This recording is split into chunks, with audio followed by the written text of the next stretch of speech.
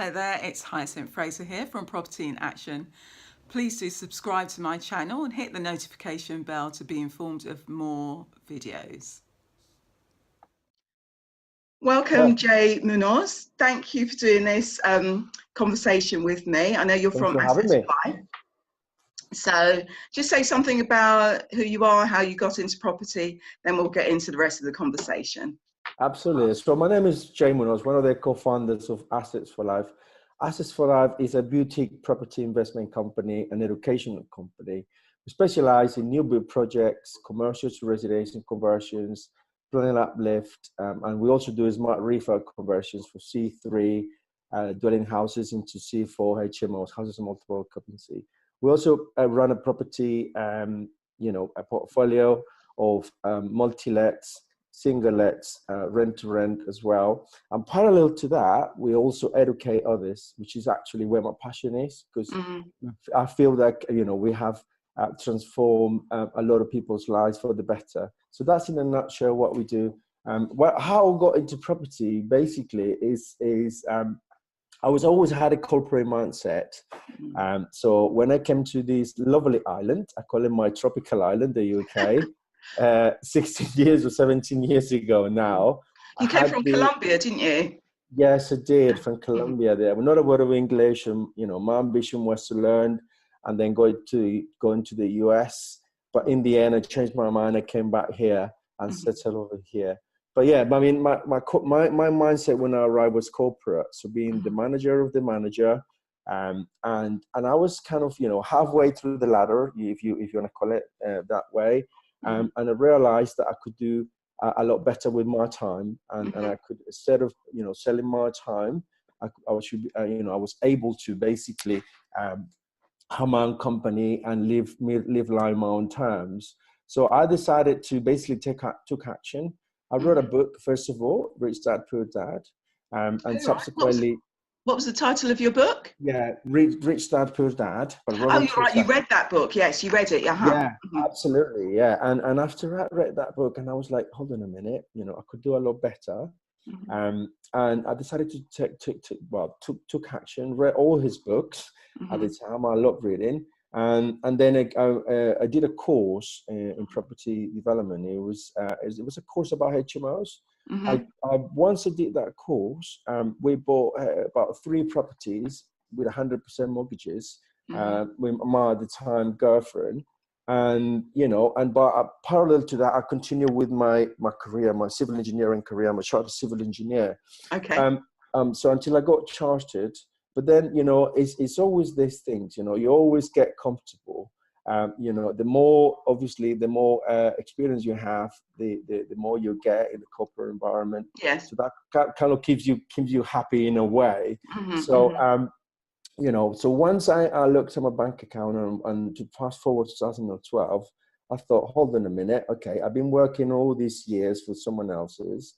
And I have been investing in property as a hobby. Yeah. But I was able to pull out someone's money, and with very little amount of time. So I thought, no, hold on a minute, that's it. So I decided to start in property full time. Set out Assets for Life. And on the way, I was in my little corner doing my own thing, my own little projects and stuff. But I wasn't having much fun until I met my business partner, Liam Bryant, and then we joined forces about 3.5, 4 years ago. We started to do all these wonderful things that we have been able to do in Assets for Life. And that's when our property education obviously was born as well, because we thought, okay, this is so good that we can teach others so they can do the same. So yeah, in a nutshell, that's how it started and how that's how we are right now. Lovely, lovely. So we're going to focus our conversation on commercial developments. Sure. So some top tips around that. We're going to look at the importance of building a power team and what's involved in that, and also making sure any deals stack for investors, so that investors actually obviously benefit from any deals that we're involved in. Absolutely. So yeah, do you want to just start talking to us then about some top tips for commercial developments? Absolutely. So property development has got, you got different opportunities in different ways. Yeah. One of the main ones right now, or the hot ones right now, is commercial to residential conversions. So obviously we have a shortage of homes in this country. So the government has basically relaxed rules on converting commercial units into residential units. Top tips, as always, I always think, you need to start focusing with your customers. So you need to answer two main questions. What do your customers want and need? First question. What do you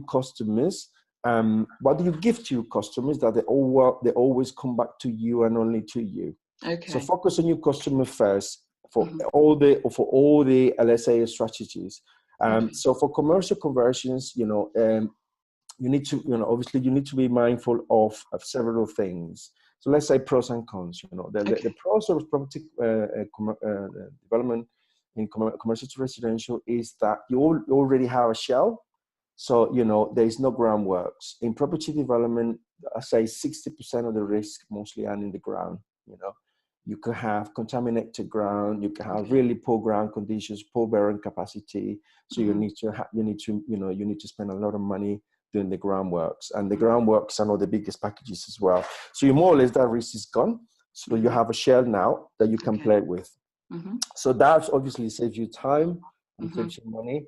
And then you reduce your risk overall, if that makes sense. Okay. And you also, but the cons, let's say, of that is that you have already a shell that sometimes you're restricted. You need to apply for planning permission for changing the appearance of that shell. Sometimes in one of our projects recently that we converted into 16 one-bedroom flats, it was an office block into 16 one-bedroom flats. You had a really funny roof, but that we could have utilized to increase the sellability, the volume of sellable product, and that we couldn't do that. We would have to go for the full planning and so on and so forth. So that's kind of, in a nutshell, so the pros and why cons. why did you have to go through full planning on that one? Yeah, so basically that's the rules. In order for you to convert, permitted development rights to convert from one category, office block, into residential, is to leave the shell as it is. If you modify, if you get, let's say, get an extra floor or whatever, you need to go for full planning, which takes long and more money, more resources, and therefore more risk. But if the project stacks up, all the numbers are there, you just basically want to deliver the project as soon as possible, sell all the units, recuperate your capital, and pay your investors back. So you make that call, as a developer, and sometimes it's just more straightforward, just to work with what you have, and if the project stacks up, you just move on, if that makes sense. Yeah. So when you talk about a project stacking up, can you just give us a little bit of detail about what you mean by that? Absolutely. Well, so project stacking up is a very simple formula. So you always start with what is the project value when you finished, okay? So that is called gross development value. So the little formula is simple. So you start gross development value, right? You start deducting all your cost of the building, i.e. all your professional fees, structural engineers, architects, mechanical and electrical, quality surveyors, and all your costs, the construction itself, the finance, legal costs, all the costs, you deduct it from that GDV, and then you deduct a profit margin as well. Because ideally, where you want to be right now is a bare minimum of 25% profit margin.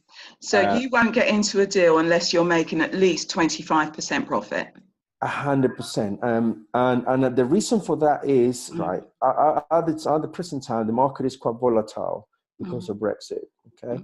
So if you don't sell the units for let's say you predicted profit margin, then you start eroding all your profit margin, right?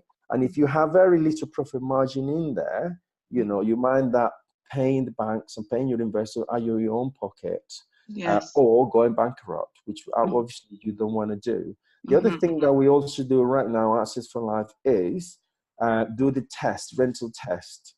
So, you always need to start on property development, in my view, is like you always need to start with the end in mind. Okay. So if you have a product there that you can sell, what's the next option? Is to rent out. Okay. Okay. But typically banks, right at the present time, I'm going for 75 lend to value. Okay. So then if you have, let's say, a 30% profit margin in your development, then you can pay, you can recycle all your money because you need legal fees and so on and so forth. Recycle all your money, pay your own investors back, and keep the asset as well as a rental unit. So that would be the best option, wouldn't it? Okay. So what you're saying is that when you get into a deal, for example, the example you've just used, have more than one strategy. Yeah, have more than one end strategy. So if one strategy doesn't work, then you've got your fallback position. Absolutely. And I think in well, my view is like, hence the name assets for life. If you can keep the units for long term, even better. Yeah. So now right now, I'm even more careful when I'm stacking my deals. The number need to be perfect, because at the beginning, you get attached to deals as you spend time with them. It's like anything, I think. So you need to be very, very careful, like a robot. If the deal doesn't stack up, don't like manipulate the numbers, the cost. Yes. That's the best, I think. You're saying it's almost like stay quite detached from the deal and follow the numbers. So if the numbers stacked up to like a 20% profit, then you're likely not to do that deal. Not likely not to do that. I'll take my view on that, because I think the thing is, sometimes you have opportunities to increase the, let's say, the GDV, but I only take that with a professional view. So I think that links in nicely into the power team as well, that we were trying to go through and discuss about. Okay, so lovely. Yeah, if a deal, let's say, it's got a 20% profit margin, but let's say, sometimes people forget about loft conversions, so that obviously add volume to the sellable volume to units. So I could chat to my planning consultant and say, look, can we go? Because you can easily get it with a good planning consultant. Convert that loft into extra space, and then you can sell the units for a little bit more. So you kind of de-risking that, the whole project as such. So this is what we did in one of our projects that we bought. Well, actually, one of our first projects. We bought a site with 7 flats, planning permission for 7 flats and 2 houses. We noticed that the houses were very small. And also there was the loft space there. So we went back to the council and we said, can we get an extra floor for because it's a 3-story building and 2-story houses to begin with. And they said, no chance. But we managed to then say, look, what we compromise is to do work in the loft. So we converted one of the units, a 2-bedroom flat, into actually 4-bedroom flat.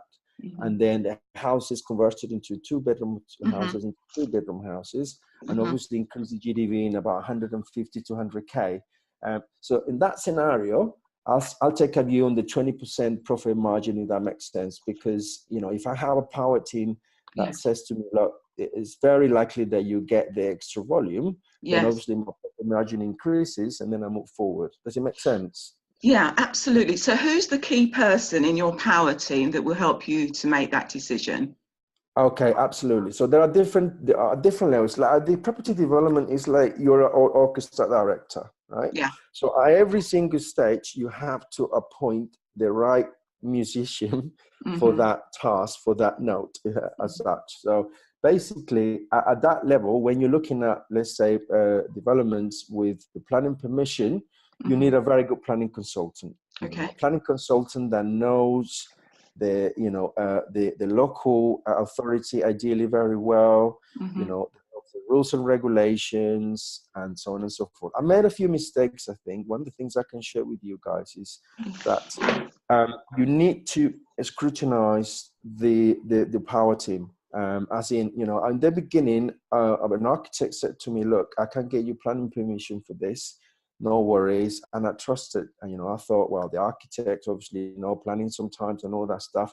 I didn't scrutinize the company well enough. And guess what? Permission was denied. And then I appointed a planning consultant to help me with that scheme. And he got planning because he knew the little things, the nitty-gritty stuff. So it's key that you scrutinize, all the experience of that planning consultant. And another example I can give you, obviously you learn from your mistakes. So we're doing a project right now in Loughton. We are building 12 flats and an office, on the ground floor, we're building an office. So we know that there is scope for an extra 2 flats on the top. Okay. So I went to my network and I said, guys, do you know a specialist planning consultant that has done this type of projects, i.e. getting extra floors in an existing planning with an existing project? And yes, I had about 5 of them. I scrutinized them well. I looked at the CVs, shortlisted 2. And then I went to the last 2, had a one-to-one chats with them. And I said, look, what's the most relevant project that you have done? One of the guys was, really good, and mostly, but he had mostly commercial experience on that. But then this other guy said, look, I've got planning permission for an extra 2 floors on a listed building. Okay. So this guy is basically like a magician, he knows what he's doing. And I went for that guy, even though he was more expensive than anyone else. But if you look at what you can gain out of appointing the right person, it's a massive return on investment. So even though it costs you a little bit more, actually, it's going to make you more money in the end. Absolutely, these fees, just to give you some numbers, was, they were from £3,000 up to £7,500. But the guy that I'm paying right now, £7,500 for it, potentially could get me a £750,000 more GDV. See the return on the investment for the right person, is paramount in this business, really. It's a no-brainer, really, isn't it? Absolutely. So definitely planning consultant is key. Yeah. So as well as a planning consultant, you also reference the architect. Just take us through a list of key people that you want in your power team, please. Absolutely. So you need a definitely 100% good architect. I'm a chartered civil engineer, and I used to hate architects. Not hate, but in a good way. There's always a banter between architects and engineers. But now I can see as a developer the value that they add to a scheme. You can see, obviously nice looking buildings, well spaced, with a lot of light, they sell for more. That's a fact. However, you always need to challenge them as well, because you as a developer, it's your job to know what is the highest pound per square meter on your area. And then you go to that person and say, look, build me how many of this or how many of that, because that's the highest pound per square meter. So you can obviously make more return. So key architect, definitely. You need to, and it depends on what sort of levels you are. For small projects, obviously, small firms are more cost effective. And medium-sized projects to big projects, obviously, you need a firm that has got professional indemnity insurance, as you've got the experience as well that you require. So in Assets for Life, we had 2, one small firm and one for small projects, and one medium-sized to big-sized projects. Really good. Then we also have, obviously, depending on the complexity of the project, you have structural engineers, you have mechanical engineers, electrical engineers as well that you need to point. Ideally, you want a QS, depending on how big your project is, to help you with all. Is that quantity surveyor? The QS is quantity surveyor, yeah. Yeah, quantity surveyor, to help you with all let's say the JCT contracts, all the contract work that you're going to embark with your contractor. Okay, so that person is key for that. You can also, if you wish, appoint the project manager for your project. A project manager could be yourself, but a project manager is the person that is going to drive your project forward. So you're going to have what is called a project schedule of works, right? So for all the tasks. What was that? A project schedule of works. Schedule of works. Lovely. Or program of works. So Okay, lovely. what this is basically a list of all your items during the construction process. So let's say you take the groundwork. So you have the groundworks as an item. So that takes a period of time. Then you have superstructure and roof and so on and so forth. So it's all detailed in this program of works. So that project manager is key for you as well. So he is the person that is going to make sure that that program of works is delivered on time and on budget. Okay, so that person is also key. Also, you need a good broker.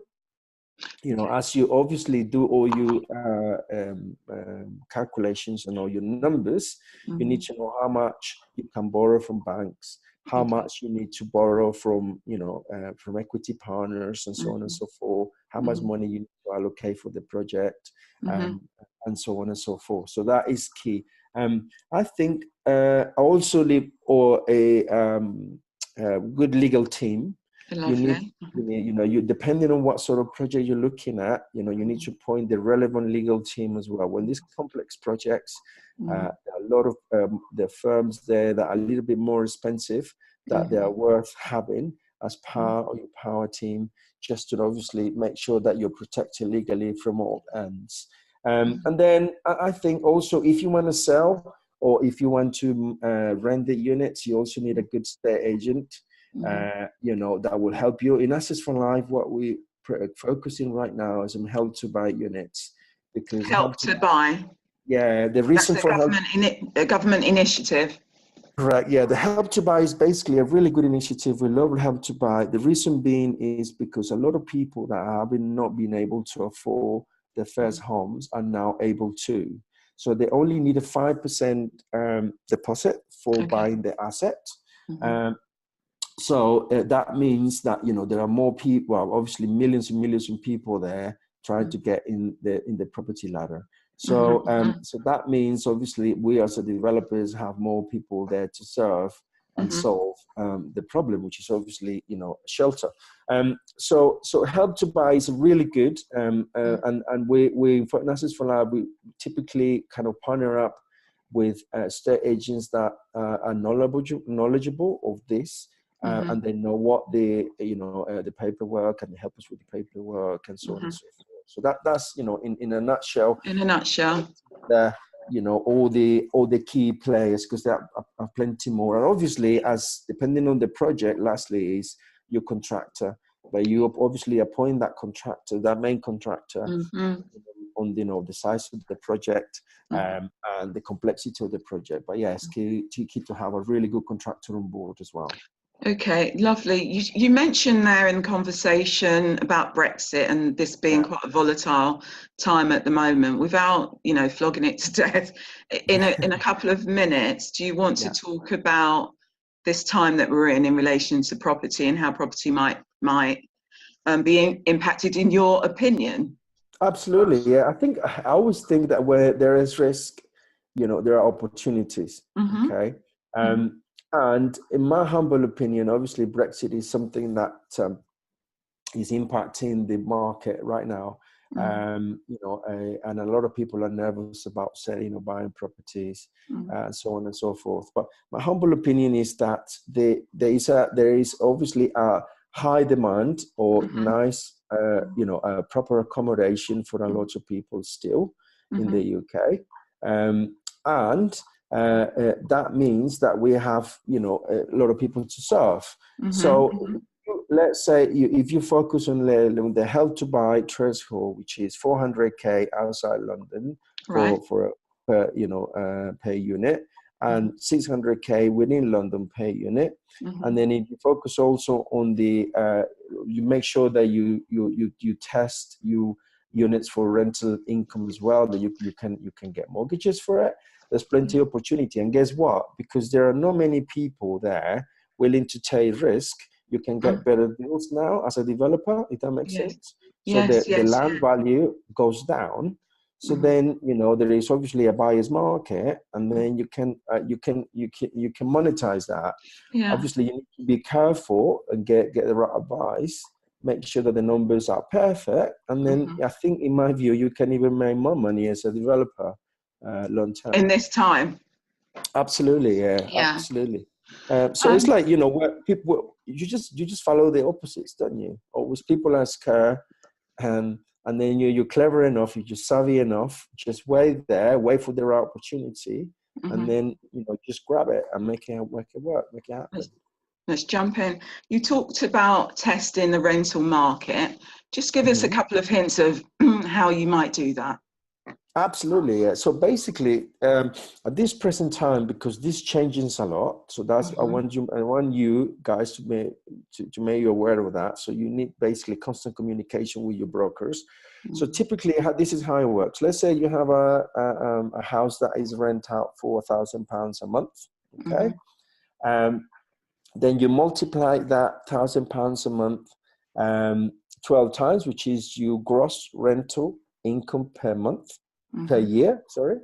So then you have a £12,000 per year rental income, don't you? Okay.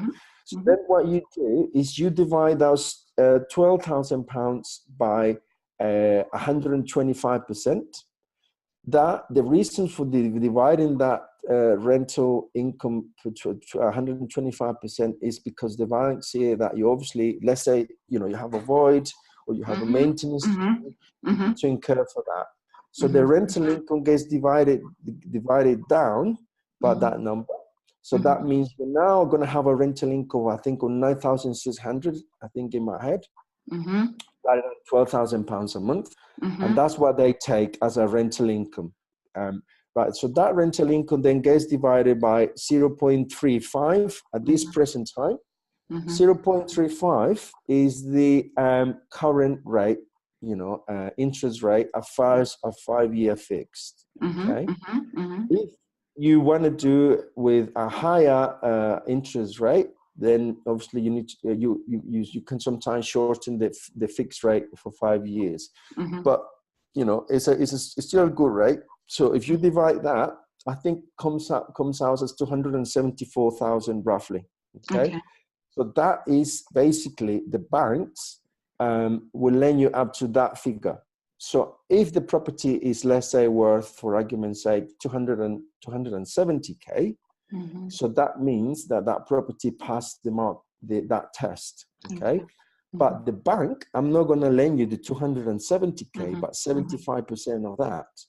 So if the property is, you know, is worth, you know, let's say 150 or 200, you know, around that price, 160, that means that passes the rental test.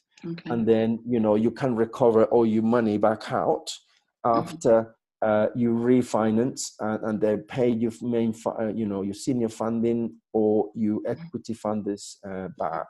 Does it make sense? Yeah, absolutely. Absolutely. And actually, if people have got any questions about that, they can post their questions on YouTube and that'll be absolutely great. And we can respond to those as appropriate. Absolutely. Jay, thank you. Excuse me, pleasure. I've got a bit of frog in my throat. Coming towards the end of the conversation, just remind us again about Assets for Life, what you do, how people can make contact with you. Absolutely, yeah, no. With your business partner, Liam Ryan. Absolutely. So I'm one of the musketeers of Assets for Life. I've got another one. His name is Liam Ryan. Another energetic. Very character. An energetic character, a sui generis. I call him a sui generis partner, one of a kind partner. So yeah, we love each other. We have fun along the way. Yeah, we have built an asset, you know, an asset-based sort of, in all ways, community and also wealth as such. So we are based our offices are based in Chelmsford. So we mostly operate in the southeast. However, you know, we have mentees and people outside those areas that we also partner up with. We currently have a mentee that we're looking at project in Guildford. So yeah, so we basically, in a nutshell, we're developers, and then we kinesthetically teach to our students and partner with our students. So if you're thinking of in property investment or property, getting more educated and start investing in property, just come and shout us. I got, you are one of our mentees. You see each other on a regular basis. And you're part of our family again. And the way I see it, guys, is this property investment is like anything, and what we have managed to do is create this family of friends now that we like to create wealth with. So that's what it is. Assets for Life is basically a community of investors and family members that we all want to be creating wealth for each other and have fun along the way. Lovely. And I know you do some charity work as well over in the UK and elsewhere. Do you want to, like, in 30 seconds, mention that? Absolutely, yeah. So we're so passionate about giving back. I think the more you have, the more you should give. So we do have a charity, two charities that we support. One is a homeless emergency shelter in Colchester. And the other one is my home country, Colombia. We do support families that work really hard, like they work 12, 14 hours a day and only earn £5 a day, which is really sad, and they have families to maintain. So what we do here is every year we do an event where we raise money and we send it back there for families to build their own homes. So far we have built one so far. We did an event 17th of December where we did a 24-hour cycling, and we raised money as well for that. We're about to send a lump sum for another family that would, for them to build their own house, which is absolutely amazing. So yeah, we love giving back, and we also take, we also do that with you guys for all the community members that want to take part. And we got a challenge that I'm gonna reveal to you in the next mastermind, and that's going to be really good fun as well. Hopefully you'll take part as well. Great. Thank you so much, Jay. That was very enlightening. Until next time. Thank you so much. Thank you. Absolutely. All the best. Take care.